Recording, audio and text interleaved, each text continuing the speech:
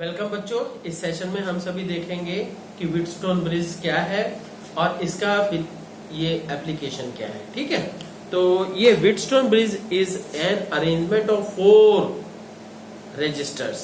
ठीक है, तो 4 रजिस्टर्स का अरेंजमेंट है in which one unknown resistance can be determined with the help of other 3 resistances. ठीक है, तो लिख भी लीजिए, it is an arrangement of 4 resistances in which it is an arrangement of 4 resistances in which one unknown resistance one unknown resistance can be determined with the help of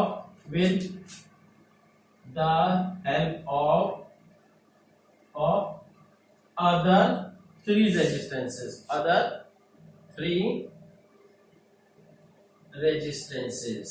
ठीक है, दूसरे 3 resistances में की टर्म्स में हम निकाल सकते हैं। ठीक, अब इसके लिए कंडीशन देखिए, ये मान लीजिए ये 4 रेजिस्टेंसेस हैं इस तरह से। ठीक, this is an arrangement of 4 resistance. This is P, this is Q, this one is R, this one is S। ठीक, and there is a battery connected to this in this way. Clear? तो अब क्या करेंगे कि अगर condition भी है इसको निकालने के लिए, ये नहीं कि ऐसे ही कभी भी निकालोगे। यहां पे एक गैल्वेनोमीटर कनेक्ट किया गया। ठीक, तो अब ये है गैल्वेनोमीटर कनेक्ट किया गया, तो क्या हुआ कि इफ कंडीशन क्या, if galvanometer shows null deflection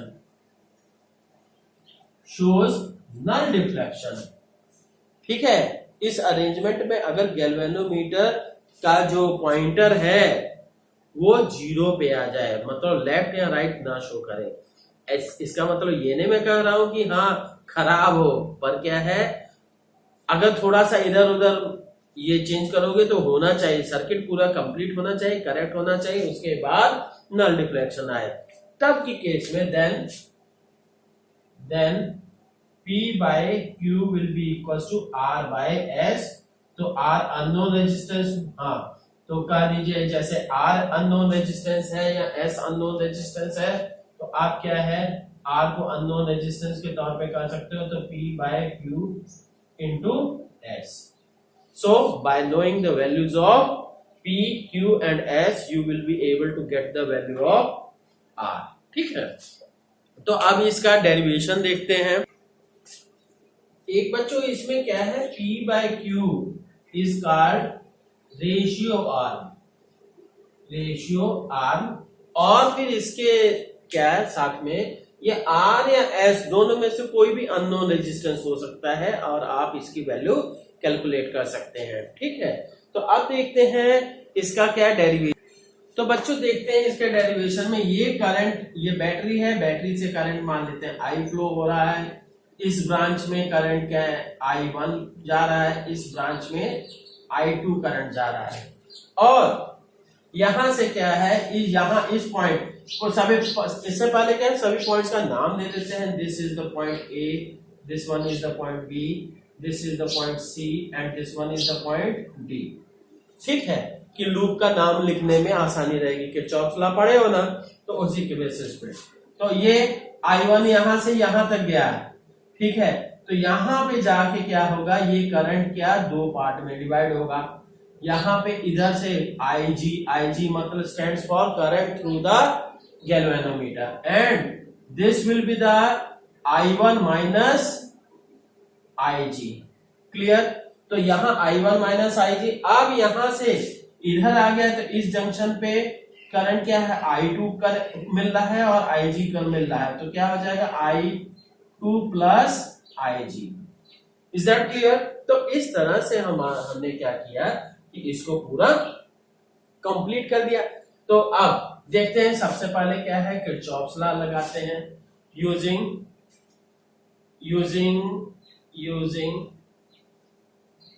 Kirchhoff's law. ये लूप रूल, ठीक है। जंक्शन रूल तो आप यहीं पे लगा चुके हो कि I1 और ये क्या है, इन दोनों को जोड़ोगे तो इसके बराबर आएगा, है ना। तो अब देखते हैं क्या है, लूप रूल की बात कर रहे हैं। लूप रूल में क्या करते हैं कि पहला लूप हम ये ले लेते हैं जी, और दूसरा लूप हमारा ये। चलना कैसे चाहोगे, क्लॉकवाइज ही चलो बेटर है, तो ये भी क्लॉकवाइज चलते हैं, है ना। आप एंटी क्लॉकवाइज भी ले सकते हो, पर उसी के बेसिस पे प्लस माइनस का साइन चेंज होगा, ठीक है, ध्यान रखिएगा। तो अब क्या है यूज, हाँ फर्स्ट लूप फर्स्ट कर लेते हैं जी, ये देख करते हैं लूप कौन सा, ACDA, और लूप का नाम क्या है 1, और ये इसमें सेंस ऑफ ऑब्जर्वेशन हमारा क्या है जी, ऐसे। क्लियर? तो क्लॉकवाइज है। तो अब यहां पे हम लिखते हैं क्या, I1 इंटू, यहां A से स्टार्ट हुए, I1 into P plus IG, यहां पे पहुंचे इधर IG इंटू कैपिटल G, और फिर यहां तक पहुंचे तो ये क्या हो गया, हाँ ये क्या हो गया माइनस, क्योंकि ये सेंस ऑफ ऑब्जर्वेशन हमारी ऐसे है और करंट ऐसे अपोजिट है, तो minus I2 into R, that becomes कितना EMF इस पूरे लूप में दिया गया है, दैट इज इक्वल टू 0। तो क्या कर देंगे, हो गया जी। तो अब ये करेंगे तो I1, हाँ ठीक है, तो अब P/Q, हाँ तो ये हो गया जी। इसको आप ऐसे कर सकते हो, तो I1P plus IG into G equal to I2 into R, दूसरी तरफ इसका इक्वेशन नंबर 1 नाम दे दिया है, ठीक। अब नेक्स्ट क्या है, लूप नंबर 2 दे दिया गया। लूप 2 क्या है, CBDC, और इसका नाम क्या होगा 2, और ये कैसे, ये भी क्लॉकवाइज लिए, है ना, क्लॉकवाइज ही ले लीजिए, कोई बात नहीं। तो यहां से क्या है, तो क्या हो जाएगा I1 minus IG into Q, ठीक है, ऐसे ऑब्जर्वेशन है ना क्लॉकवाइज, तो इसलिए क्या है, ये तो हो गया I1 minus IG into Q plus में, फिर ये क्या है, हमारी ऑब्जर्वेशन इस तरह से है, B से B की तरफ, और करंट क्या है D से B की तरफ, तो इसलिए minus I2 plus IG into S, ठीक। फिर इसके बाद ऊपर चला गया इधर, तो इसमें भी आपकी ऑब्जर्वेशन ये D से C की तरफ है, और करंट क्या है C से D की तरफ है, तो इसलिए क्या हो जाएगा, फिर से माइनस लगा, फिर sorry minus IG into G, that becomes equal to, इस सर्किट में भी इस लूप में भी EMF कितना है, 0 दिया हुआ है, EMF 0, तो इसलिए क्या है I1 minus IG into Q, ठीक, और दूसरी तरफ क्या है माइनस IG इंटू G। बच्चों ये ध्यान दीजिएगा कि हमें P/Q और R/S की फॉर्म में लाना है, तो S वाले टर्म्स को दूसरी तरफ ले गए, तो I2 plus IG into S, क्योंकि ये माइनस में है तो उधर प्लस हो गया। This is equation 2। if the bridge is in balanced situation, is in balanced condition, balance condition में है ब्रिज अगर बैलेंस कंडीशन में है तब क्या हो जाएगा जी, then IG will be equal to 0, मतलब इस सेगमेंट से करंट नहीं पास होगा। ठीक है, तो अब क्या कहेंगे, इस सेगमेंट से करंट पास नहीं हुआ तो IG equal to 0। So from equation number 1 में IG की वैल्यू 0 रख दी, तो I1 P equal to I2 into R, ये हो गया। From also from equation number 2, क्या हो गया, इक्वेशन नंबर 2 से IG की वैल्यू 0 सब जगह हो गई, तो I1 into Q equal to I2 into S। तो इन दोनों को अब हम कर देते हैं 1 डिवाइडेड बाय 2 इक्वेशन कर दिया गया है, तो you will get P by Q equals to R by S। This is the condition for Wheatstone bridge principle. ठीक है, तो अपर इसमें कंडीशन ये होनी चाहिए कि there should be no current through the galvanometer. तो बच्चों आइए देखते हैं एक न्यूमेरिकल इससे रिलेटेड।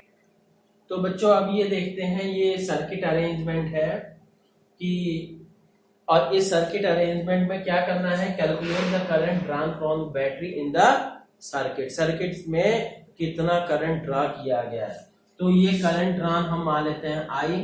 तो अब ऐसे में अगर हम सिंपल प्रोसेस से सॉल्व करने की कोशिश करेंगे नहीं हो पाएगा।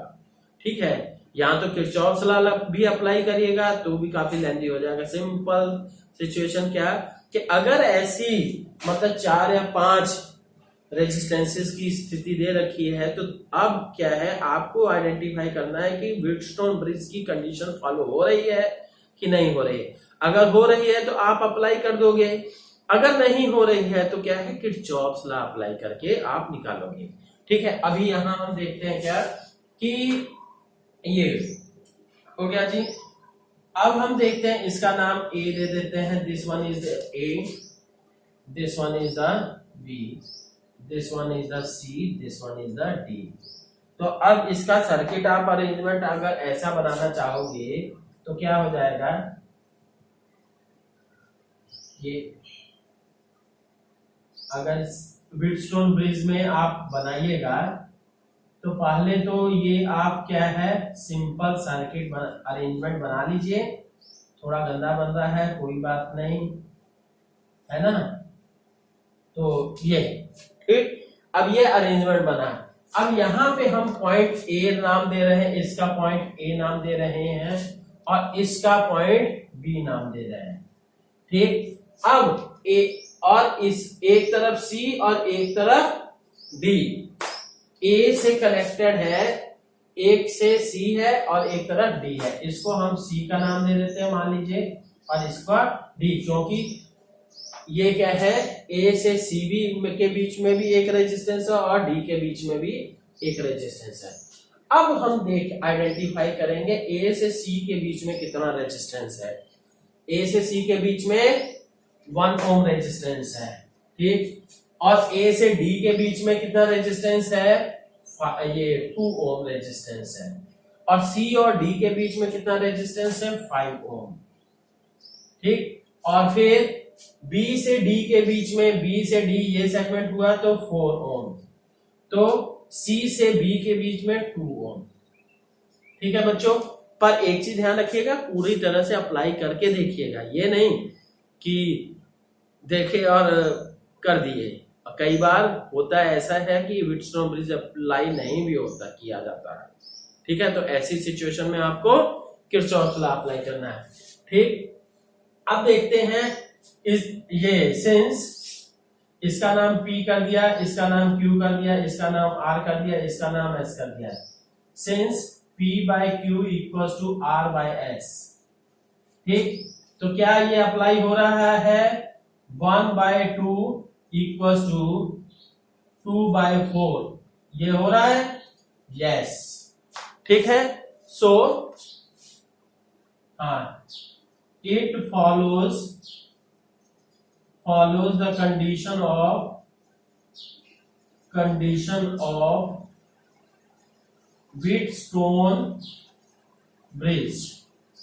ठीक, अब ये है व्हीटस्टोन ब्रिज की कंडीशन को फॉलो कर रहा है, तो ऐसी सिचुएशन में ये बीच का रेजिस्टेंस खत्म, क्योंकि इस सेगमेंट में करंट फ्लो नहीं हो रहा है। तो करंट फ्लो नहीं हो रहा है तो इसका मतलब आप इसको, इस सर्किट को ऐसे भी कर सकते हो कि ये एक हुआ, एक रेजिस्टेंस ये सी हुआ और ये डी, और फिर इसके बाद ये दूसरा, तो ये देखिए this one is the B, this one is the A. तो यहां से अब आप सिंपल से तरीके से अप्लाई कर सकते हो कि करंट कितना होगा। ठीक है, कैसे करोगे? तो ये क्या है, रेजिस्टेंस फॉर दिस, ये कितना है 1 ओम है, ये 2 ओम है, ये 2 ओम हुआ, और ये क्या है, दिस वन इज 4 ओम। तो ये फॉर ACB रेजिस्टेंस कितना हुआ, R1 इक्वल्स टू सीरीज का रेजिस्टेंस हम बोल देते हैं R1 equals to 1 plus 2 ohm, that is 3 ohm. और फॉर ADB इस ब्रांच के लिए कितना रेजिस्टेंस हो गया, R2 equals to 2 plus 4 ohm, that is 6 ohm. Now net will be equals to 1 upon R। बच्चों ये 1 R की बात है इफेक्टिव रेजिस्टेंस की, ये वाले R की बात नहीं है ना, ये ध्यान रखिएगा। R इफेक्टिव ये दिस वन इज, तो R effective equals to 1/3 plus 1/6, तो क्या हो जाएगा 6 हो गया, और फिर मुझे लगता है 2 plus 1 that is 3/6, so R equals to 2 ohm. ठीक है, तो R will be equals to 2 ohm आ गया, R की वैल्यू 2 आ गई। अब इसके बाद क्या करेंगे, ठीक है, तो करंट निकालना है, तो current will be equals to, तो करंट निकालिएगा कैसे होगा, since V equals to I into R, तो I will be equals to V by R,